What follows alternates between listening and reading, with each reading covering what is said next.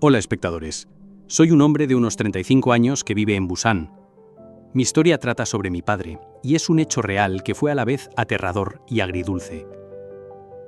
Esto sucedió hace bastante tiempo. En aquel entonces mi padre tenía unos 40 años y yo estaba en la escuela primaria, así que fue hace más de 20 años.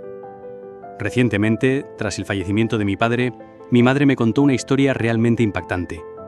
La historia que voy a compartir se basa en mis propias experiencias y sentimientos, así como en la historia que me contó mi madre, y me gustaría compartirla con ustedes, los espectadores. Cuando era joven, mi papá trabajaba como taxista, y mi mamá trabajaba en un restaurante para mantener a nuestra familia. A pesar de nuestros esfuerzos, nuestra situación económica no mejoró, sino que se volvió cada vez más difícil, y la razón era la adicción al juego y la bebida de mi padre. Mi papá se volvió adicto al juego y acumuló una deuda de 20 millones de won, lo que requería pagos mensuales de intereses de 200.000 won, lo que ya era una carga significativa. Según mi madre, en ese momento, el depósito de nuestra casa era de 12 millones de won, pero cuando la deuda superó el depósito, mi madre sintió que su mundo se derrumbaba. En fin, después de eso, nuestra casa se llenó de discusiones constantes, y yo tenía tanto miedo que ni siquiera me atrevía a volver a casa después de la escuela. Con el paso del tiempo, cuando estaba en los últimos cursos de la escuela primaria, el ambiente en nuestra casa cambió de repente por completo de la noche a la mañana. El cambio más notable fue en la relación de mis papás. Mi papá, que solía ser callado y reservado, empezó a hacer bromas con mi mamá, y ella no podía dejar de sonreírle, como si algo la hubiera hecho increíblemente feliz. No sé qué fue lo que hizo que la relación de mis papás mejorara, pero como era un niño, a mí me parecía feliz y maravilloso. No duró mucho, y poco después comenzaron a suceder cosas que yo no entendía. Un día después de la escuela, llegué a casa y encontré unos policías en nuestra casa. En cuanto entré, mi mamá me arrastró a mi habitación. Me quedé en la habitación un rato, sin saber qué estaba pasando, y cuando finalmente salí a la sala, mi papá y los policías ya se habían ido de la casa. En ese momento mi mamá me dijo que no podría ver a mi papá por un tiempo, y cuando le pregunté por qué, nunca me respondió. Pasé mi infancia sin mi papá, y ahora me doy cuenta de lo ingenuo que era, pero en ese momento envidiaba a mis amigos que tenían a sus dos papás. Cada vez que mis amigos venían a nuestra casa, me preocupaba que mencionaran a mi papá y me sentía ansioso. Durante los días de deporte en la escuela, ver a mi mamá sola en las gradas me deprimía sin darme cuenta. Unos años más tarde, mi papá regresó a casa y yo tenía curiosidad por saber qué había estado haciendo y quería preguntárselo, pero por alguna razón sentía que no debía hacerlo. Y curiosamente mi papá me resultaba un extraño. Mi papá, autoritario y severo, y yo, nos distanciamos y con la llegada de la pubertad, nuestra casa nunca estaba en silencio. Pasaba los días odiando a mi padre por desaparecer sin decir nada y luego regresar, y confiaba más en mis amigos que en mis padres, pasando mis días escolares como un adolescente delincuente. Y cuando me hice adulto, llegué a los 30 años, de repente pensé en el pasado y le pregunté a mi padre al respecto, pero él dijo que no lo recordaba y seguía haciendo comentarios irrelevantes. Por supuesto, sé que debió haber razones por las que mi papá no podía hablar, pero tal vez porque crecí sin un padre durante varios años de mi infancia, había un nudo inexplicable en mi corazón. Al ver que mis papás evitaban el tema, estaba claro que algo malo había pasado, pero tenía tanta curiosidad por saber la razón que me atormentaba hasta el punto de ser insoportable. De adulta, a veces tenía pensamientos aterradores de que tal vez mi papá era un asesino, y no podía evitar preguntarme qué tipo de crimen terrible había cometido para tener que ocultarlo tan celosamente.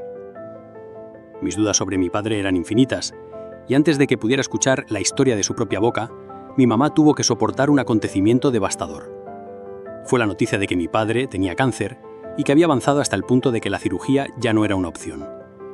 No podíamos hacer nada más que prepararnos para su fallecimiento. Mi papá, que ya era un hombre de pocas palabras, se volvió aún más reservado después de recibir el diagnóstico.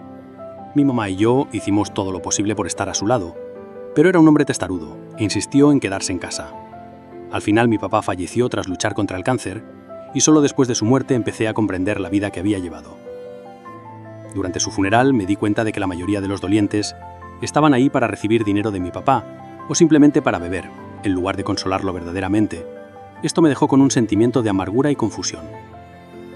Después del funeral de mi papá, mi mamá finalmente me contó todo sobre por qué mi papá había desaparecido, algo que me había intrigado mucho. Al parecer, cuando yo estaba en la primaria, mi papá se había endeudado por el juego y la bebida, y como la situación económica de nuestra familia se había vuelto desesperada, le hizo una propuesta a mi mamá. La propuesta consistía en que mi papá cobrara el dinero del seguro para pagar la deuda, pero el plan era tan impactante y horrible que costaba creerlo. Mi papá había contratado un seguro de accidentes y había pagado más del doble de la prima para asegurarse de que pudiera recibir más de 2.000 millones de won en concepto de indemnización en caso de sufrir una discapacidad que afectara sus manos o tobillos. El método que había planeado era el aterrador acto de amputarse las extremidades. Había planeado subir hasta la mitad de la montaña Gumseng para llevar a cabo el plan e incluso entró en una zona restringida para evitar ser visto por otros. Había aprendido a hacer nudos durante su servicio militar y había planeado atarse y amputarse las manos y los tobillos en ese lugar.